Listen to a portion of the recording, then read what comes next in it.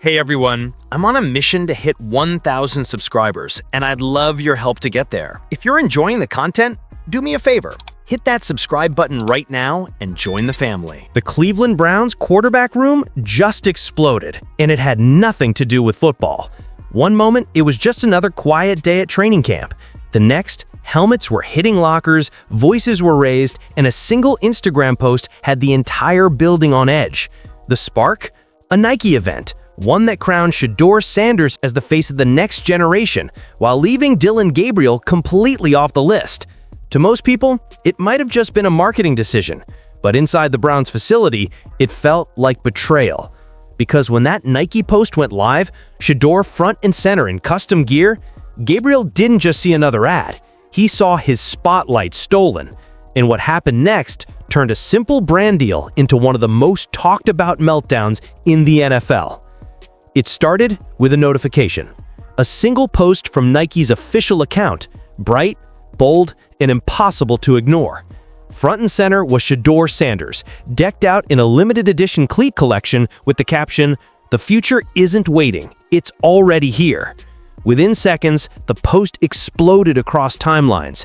Teammates were sharing it, fans were cheering it, and even reporters inside the Browns facility were buzzing. But for Dillon Gabriel, that same post hit like a gut punch, because according to multiple insiders, he'd been expecting to be part of that exact campaign. When Gabriel saw Shedeur's name trending alongside stars like Caleb Williams and CJ Stroud, something inside him snapped. He slammed his locker so hard that one teammate said it echoed through the hallway. "They only care about his last name, not his game," he shouted, frustration pouring out after weeks of quiet resentment. Those nearby said the air in the room shifted instantly. Some players tried to calm him down, others just stood frozen, unsure what to say. Across the room, Shedeur sat in silence, scrolling through his phone, smiling slightly as the congratulatory messages poured in. And that smile, that was the breaking point. Witnesses say Gabriel's anger turned to disbelief. He couldn't understand how Nike, a company that had been in talks with his agent for weeks, suddenly went silent, only to spotlight his own teammate instead. It wasn't just about sneakers or sponsorships. To him, it was personal. The underdog story he'd built, the walk-on turned starter, the grinder who outworked everyone, had just been overshadowed by a last name that carried more weight than stats ever could. As one insider put it, you could feel the resentment. Gabriel wanted to be seen for his work. Nike saw something else, someone who sold headlines. The moment the news leaked out of that locker room, it was too late to contain it. Twitter, or X, blew up within hours. Memes, jokes, fan reactions, all mocking Gabriel for being jealous. "Imagine getting mad because Nike picked Shedeur Sanders, not you," one tweet read. "You can't market mid." By sunset, the damage was done. Gabriel wasn't trending for his talent anymore, he was trending for losing it.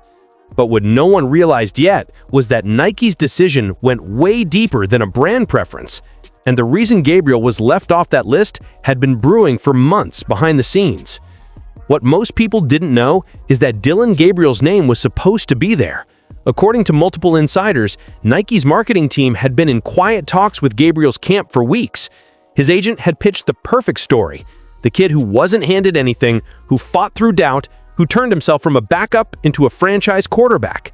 It was the kind of narrative Nike usually loves: grit, grind, and glory. For a while, it seemed like everything was locked in. Meetings were happening, contracts were being reviewed, Gabriel even hinted to friends that something big was coming.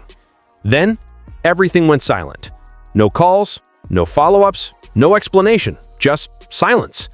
In a few days later, Shedeur's face appeared across every Nike social platform. Front and center, under the spotlight Gabriel thought was his. When that post dropped, Gabriel didn't hear it from his agent or from the Browns' PR team. He found out the same way the rest of the world did, by scrolling through Instagram. Sources inside the facility said Gabriel's phone hit the floor the moment he saw the caption. That now infamous line, "The future isn't waiting, it's already here," was the last straw. He'd worked his entire career for recognition like that, and in one click, it was gone. And even worse, the comments were brutal. Fans flooded the post with messages like, "Nike knows real star power when they see it," and "Sorry, Dillon, but nobody's buying your jersey." That last one, insiders say, is what sent Gabriel over the edge. To him, it wasn't just a comment, it was confirmation of what he'd feared for months, that talent alone no longer mattered. But behind the scenes, Nike's reasoning wasn't personal. Their marketing department had quietly shifted focus towards athletes who could move culture, not just merchandise.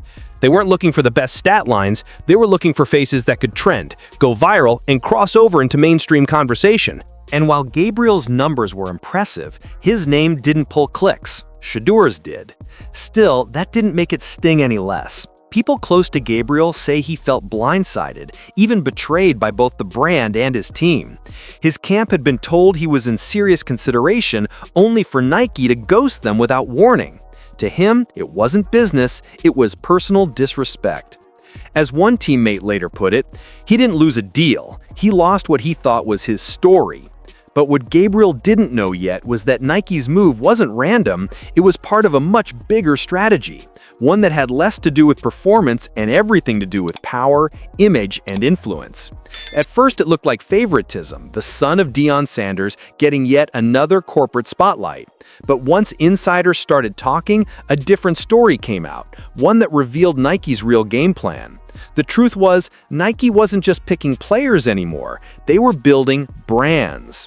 A marketing executive close to the company put it bluntly, Gabriel's problem isn't his talent, it's that nobody cares about his story anymore. Harsh, but honest.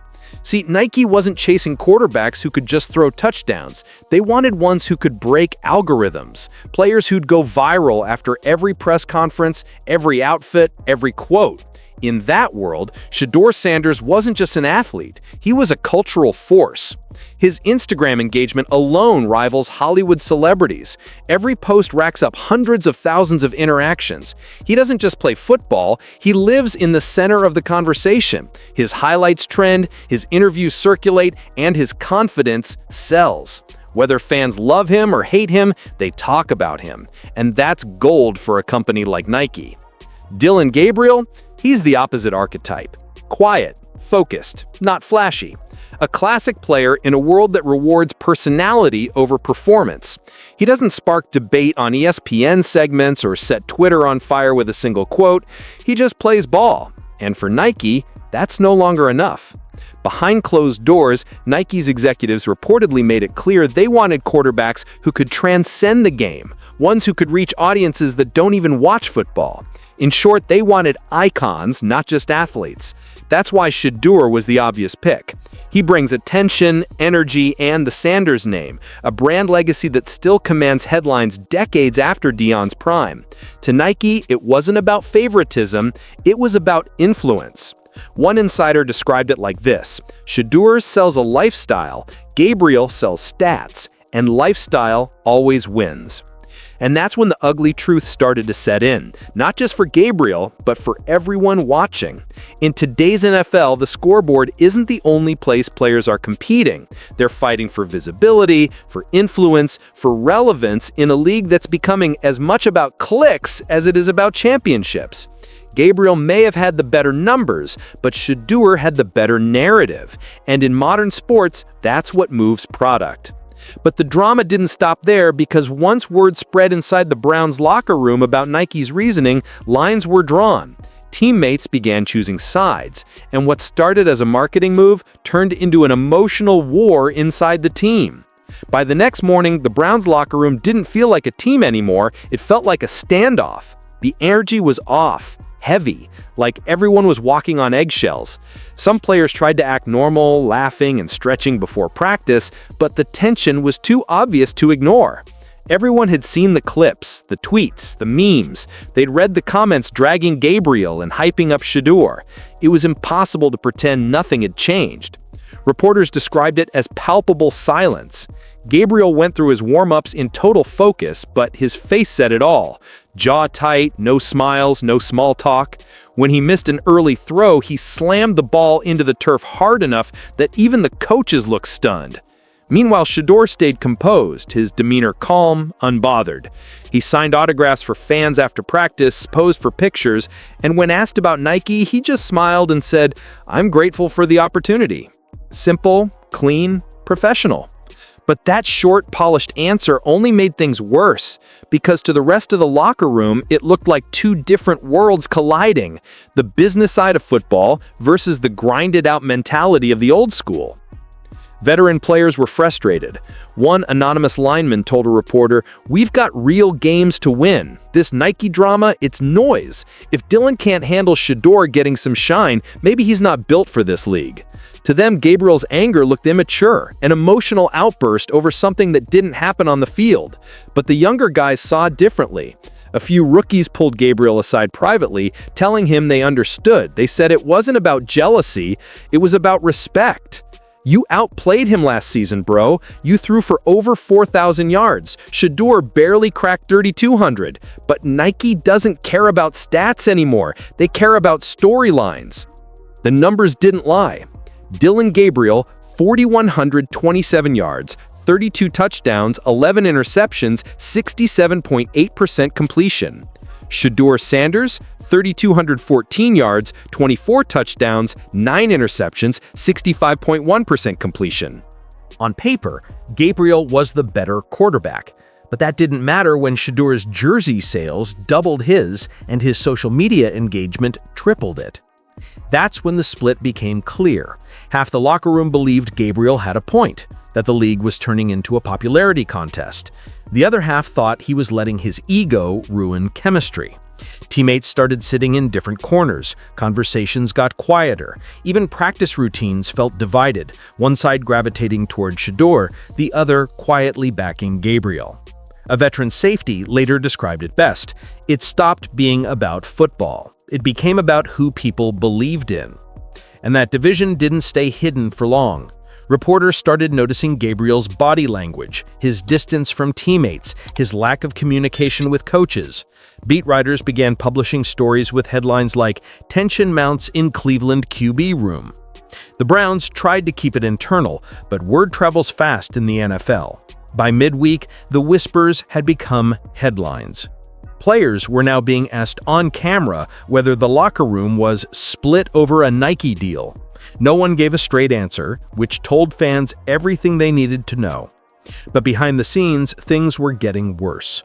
Gabriel wasn't just frustrated, he was starting to feel cornered. And when head coach Kevin Stefanski called both quarterbacks into his office to address the issue, the conversation didn't go anything like he'd hoped. Coach Kevin Stefanski had seen drama before, but nothing quite like this. By midweek, the whispers were too loud to ignore. Every practice rep, every camera shot, every sidelong glance between Shedeur and Gabriel was getting dissected online. It wasn't just a team issue anymore, it was a headline. So Stefanski did what any leader would do. He called them both in. No media, no PR staff, just the head coach, two quarterbacks, and the door closed behind them. At first, it was quiet. Shedeur sat with his arms crossed, calm as ever. Gabriel leaned forward tense, shoulders tight, breathing sharp. Stefanski started the meeting by cutting straight to it. "Look, whatever's going on between you two, it ends now. We're here to win football games, not chase sponsorships. You both represent this team, and I need unity, not headlines." But the silence that followed said everything. Gabriel looked down, slowly nodded, then looked up with eyes full of frustration. "Coach, with all due respect, unity's not the problem. Favoritism is."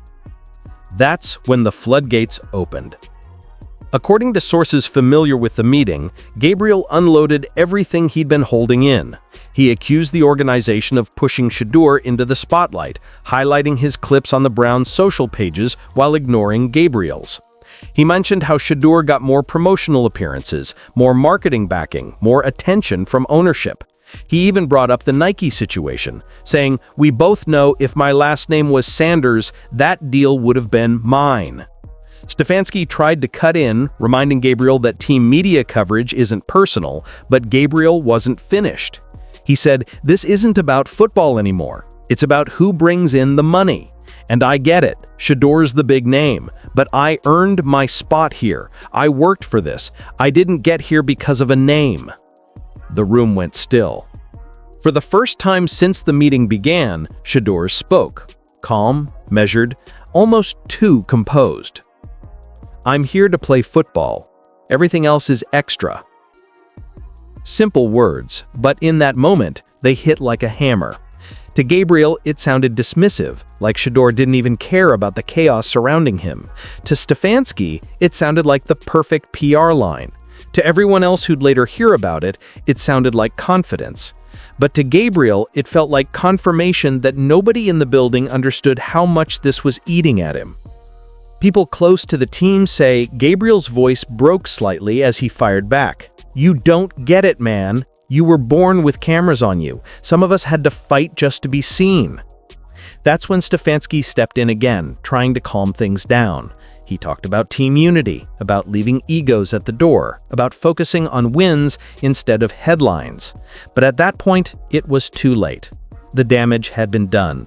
Gabriel wasn't just frustrated anymore, he was checked out. According to one insider, Gabriel ended the meeting by hinting that he might request a trade if things kept going this way. "If I'm just a background player in someone else's show, maybe I need a new team." Stefanski tried to play peacemaker, but both quarterbacks walked out of that office in silence. No handshake, no eye contact, nothing. And while the coach hoped that would be the end of it, it wasn't. Because outside that door, Nike's influence, the team's image, and Shedeur's rising fame were already shaping the Browns' future and Gabriel's possible exit. By the next morning, the Browns weren't just dealing with a locker room issue, they were dealing with a full-blown media storm. Reporters had gotten wind of a heated exchange between Gabriel, Shedeur, and Coach Stefanski. Nobody knew exactly what was said, but the details didn't matter. Headlines wrote themselves. Quarterback rift in Cleveland? Gabriel unhappy with role? Nike drama turned toxic? The speculation spread faster than the team could control it. Inside the building, things were just as bad. Players noticed the shift immediately. Gabriel stopped sitting with his usual group at meals. He came in early, left late, barely spoke during practice. His throws were still sharp, but the spark was gone. Coaches tried to frame it as focus, but everyone knew better. He wasn't locked in, he was checked out. Meanwhile, Shedeur seemed untouchable. His focus, his poise, his calm, it all made him look like the adult in a room. When reporters asked about the Nike showcase, he kept his answers short. "I'm proud to represent Cleveland, that's all I'll say." Clean, professional, exactly what Nike and the franchise wanted to hear. But every time he spoke, every camera angle that caught his smile, it made Gabriel's absence feel louder. Behind the scenes, the front office wasn't blind to the numbers. Since Shedeur's Nike campaign dropped, Cleveland's merchandise sales had skyrocketed, over 40% in just a week. His jersey was selling out across multiple states. The team's social media following jumped by more than 200,000 in a month. The Browns had suddenly become cool, and everyone knew who was responsible. An anonymous team staffer summed it up. "Shedeur is a walking billboard. He's done more for our brand off the field than most players do on it." And for Gabriel, that was the breaking point. He wasn't angry about Shedeur anymore. He was angry about what the game had become. Because deep down, he realized something that every athlete eventually has to face. Talent doesn't guarantee relevance anymore. Personality does. Word around the league spread quickly. Executives from other teams started asking quiet questions. Would Gabriel actually request a trade? Would the Browns listen? But the responses were mixed. Some saw him as a talented quarterback stuck in a bad situation. Others saw him as emotional, unpredictable, a PR risk. In a league that values image as much as stats, that perception can end a career before it even peaks. Still, those close to Gabriel say he hasn't made a decision yet. He's torn between pride and opportunity, between staying and proving himself, or leaving and starting fresh. One insider said he's realizing that in Cleveland, he'll always be the other guy, the one next to Shedeur Sanders, and that's not the role he wants to play. The Browns, for their part, have tried to downplay everything. Stefanski told reporters that the team is focused on football. Players insist the locker room is solid. But anyone who's been around the game long enough knows what that means. Damage control. Because the truth is, you can't rewind this kind of tension. You can only manage it. And as Nike's NextGen Showcase approaches, with Shedeur set to headline the event, cameras flashing, executives smiling, Gabriel will be watching from Cleveland, on the sidelines, literally and symbolically. One veteran said it best, "This team belongs to Shedeur now." And the scariest part, Gabriel knows it. At the end of the day, this story isn't just about two quarterbacks. It's about the new reality of professional sports, a world where highlight reels matter less than headlines, and where brand value can outweigh performance on the field. Dillon Gabriel's story used to be the kind fans loved, the underdog, the fighter, the kid who proved everyone wrong. But somewhere along the line, that kind of story stopped selling. Now, it's not enough to win games. You have to win attention. Nike didn't choose Shedeur Sanders because he throws a tighter spiral or reads defenses faster. They chose him because he moves culture, because his name trends before kickoff and his presence sells out stores before he even touches the field. He represents the modern athlete, part player, part personality, part empire. And that's the harsh truth Gabriel's facing. Talent built his career, image is redefining it. Inside the Browns facility, coaches will keep preaching unity, teammates will keep saying the right things, and the front office will keep pretending everything is fine. But the shift has already happened. The players feel it, the fans see it, and Gabriel, he knows it better than anyone. The camera flashes don't care about yardage or completion percentages. They care about who the world is watching. And right now, the world is watching Shedeur Sanders. For Gabriel, that realization cuts deep, because no matter how many passes he completes or how many stats he racks up, it'll never match the gravity of a last name that opens doors he'll never walk through. He's fighting an opponent that doesn't play on the field, an opponent called relevance. And maybe that's the most painful part. Because for all his hard work, all his talent, and all his fire, Dillon Gabriel isn't losing to Shedeur Sanders. He's losing to the system that rewards fame over fight. As Nike's showcase lights up Los Angeles, Shedeur will step onto that stage smiling, cameras flashing, the future of football in the eyes of millions. And somewhere back in Cleveland, Gabriel will be staring at the screen, wondering when the game stopped being about the game. So maybe the real question isn't who's the better quarterback. Maybe it's this. In today's NFL, does talent still matter, or is fame the only stat that counts?